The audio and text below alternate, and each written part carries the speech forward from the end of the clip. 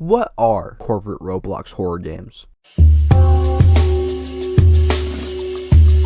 I don't know, man. I'm still in high school. I'm calling these games corporate because I keep seeing them. And then they got the most boring and generic names possible. Like Midnight Burger, Midnight Station, Midnight Abortion Clinic. Not to mention, these things get churned out and made faster than Nestle ruining mothers' lives.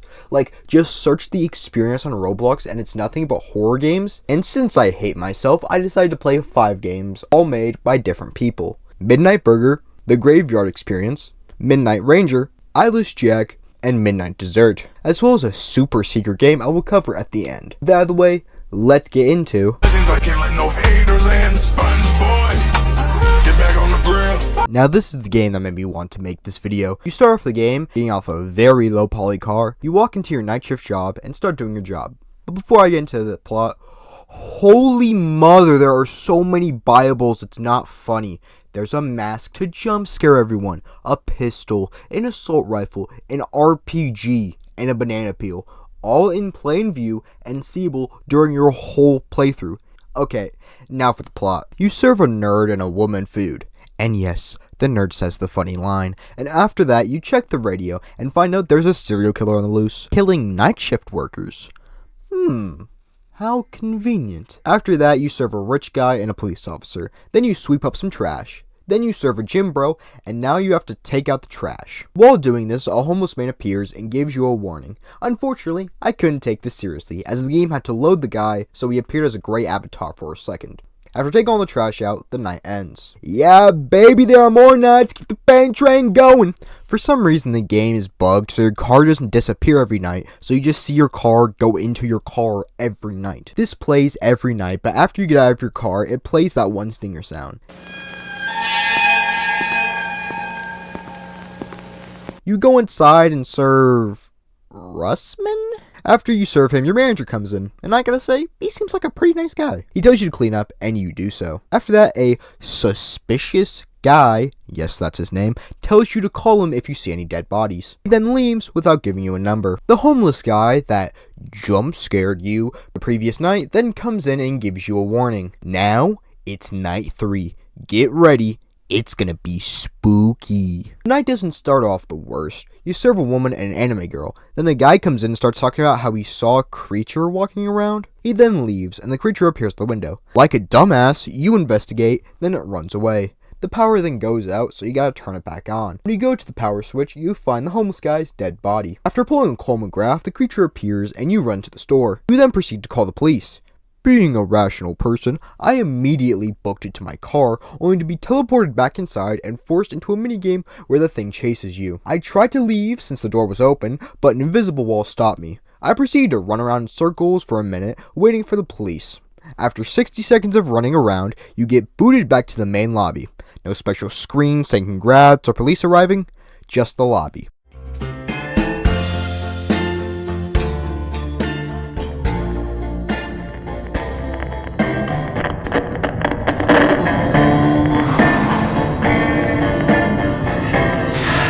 The difference between this game and the last is that this game is a sequel to the Night Shift experience, as well as it's the most dead out of all the games I'll be covering today. This game is really short, only taking me 9 minutes. You start out in the service room, having to pick up trash. Honestly, why is there stuff like cups and bottles? If you've ever been to a funeral service, you know that just leaving beer bottles and soda cups everywhere is disrespectful as hell.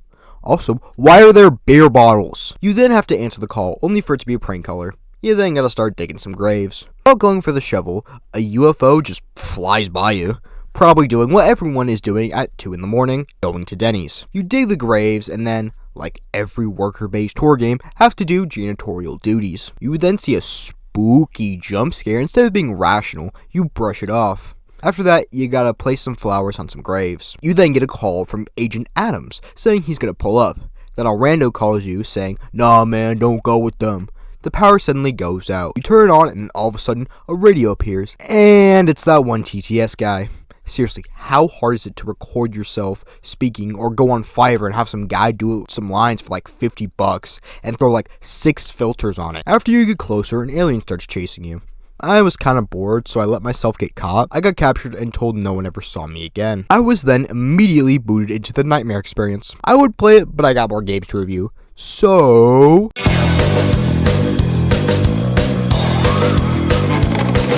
despite having the exact same style, eyeballs, same name, this game is made by a separate group. You start off the game having to check channels for way too long. And for the love of God, just turn down the film grain. I can't see 5 feet in front of me.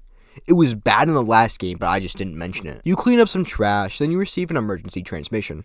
And of course, it's an AI text-to-speech. If you see anything out of the ordinary... Seriously, how hard is it to just go in your closet, record some lines, and add a VHS filter over it? You lock the windows, and the power mysteriously goes out. You then have to go to a shed and restart the power. And oh my god, this flashlight sucks. Imagine having the flashlight from the Joy of Creation free roam, but 100 times worse. It's not even centered with your character. It's just pointing off to the side, making it basically impossible to see in front of you. After seeing a spooky man, you start to restart the power. All of a sudden, a free-to-use screen plays, and a very annoying heartbeat starts playing that never shuts up until you get to the tower. You get to the tower, and then you have to check channels again. After that, you have to go down and update the radio. Just before you update the radio, a text-to-speech voice tells you what to do. Fast. The boards you are standing on aren't designed to hold weight for more than a... Why is there a text-to-speech voice telling you what to do? It's not from a radio or anything. After that, night 1 is done, and I am done with this game. This just sounds like the same stuff from the last game I played, and even on the first night, I got bored. This is just the same game as all the others, made to sell pointless garbage to 9-year-olds.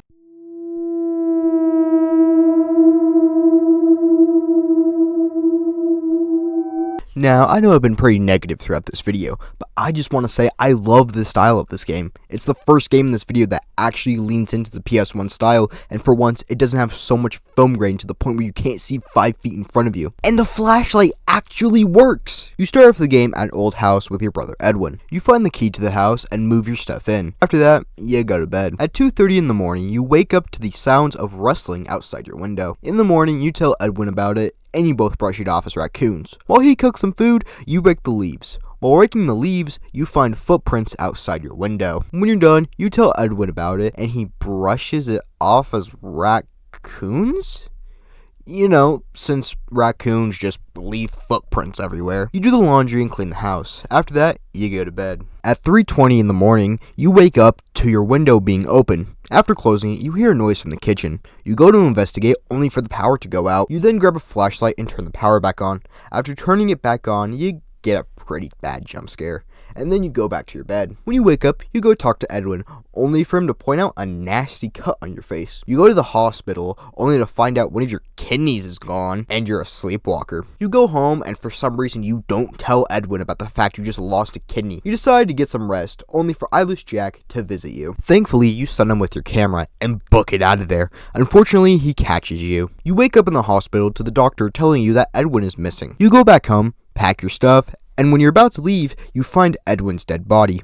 You then have a choice: leave or get revenge.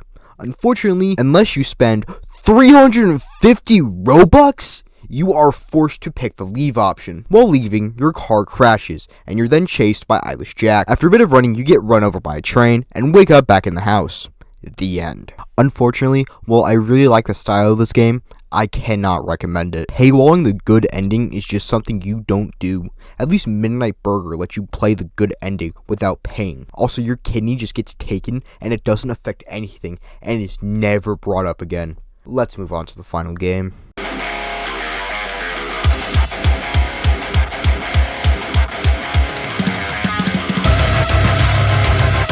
This game was so boring, I feel bored writing this script. You start off driving to a diner, when all of a sudden the radio turns on and gives you a warning saying there's a serial killer on the loose. You brush it off like a rational person and arrive at your work. You clock the worker out and he gives you a warning that the serial killer is nearby. You clock in and start to work. An angry customer comes in and you give him some muffins. After he leaves, you clean the bathroom.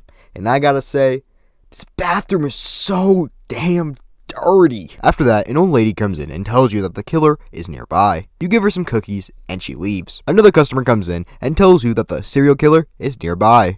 You give him some cola, and he leaves. The power then mysteriously goes out, and you go to turn it back on. After turning it on, you go back inside, only for a dark figure to jump scare you. After coming inside, a businessman comes in and tells you that you should leave, but it's up to you. You're given the option, stay or leave. I did the rational thing and chose to leave. After that, the game just ends. Seriously, don't bother with this game. It's nothing more than a boring, unfunny mess that is quiet for the entire game besides the ambience. This was just made so little Jeremy could spend his Robux on pointless stuff. Rolling around at the speed of sound. Got places to go, gotta follow my rainbow. Can't stick around, have to keep. Now I know that I said that the last game was the final one, but this is a game I really want to cover in this video. Night Shift at Slumpy Burger is a game made by a very good friend of mine, Copied Films. He made this as a parody of the Night Shift experience, a game that started the whole Roblox experience game trend. While this game isn't in the most polished of states, it's not supposed to be taken seriously. Made as more of a joke, this game is something that all these horror games lack. Some good old fun. It's not the time for better lives. I made you mine. And you Thank you all so much for watching. By the time this video gets out, school will probably have started. And that really doesn't mean much as my upload schedule is terrible. If I want you to take anything away from this video, it's to know that these games are nothing more than cheap and overproduced garbage made to sell game passes to little kids who don't know any better. If I had to rank these games, it'd probably go something like Midnight Dessert, Midnight Ranger, Midnight Burger, Eyeless Jack, The Graveyard Experience, and Night Shift at Slumpy Burger. There are a lot more games I want to cover, but just for this video, I'm only going to be including 5 or 6, whatever, how many I actually covered. Again, thank you all so much for watching. I hope you all have a wonderful day. Now, if you'll excuse me, I need to go scream at 11-year-olds on Arsenal.